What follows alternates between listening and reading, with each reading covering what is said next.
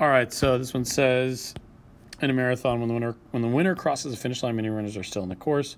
Some quite are far behind. If the density of the runners X miles from the finish line is given by this expression, so this is the density of runners per mile, how many are within 8 miles of the finish line? Now, at first glance, I looked at this and I thought, I saw the word density, and I really thought it was talking about something completely different. But if I take a step back and think of density, not as density, but if I think of it as a rate, now this makes total sense. Because if we want to know how many people are within 8 miles of the finish line, remember, we just take the integral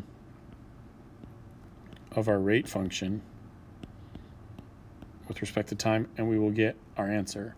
Well, in that case, all we have to do is do this.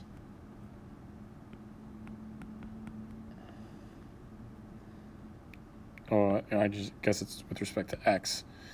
So, and it's respect to x this time because that's our variable.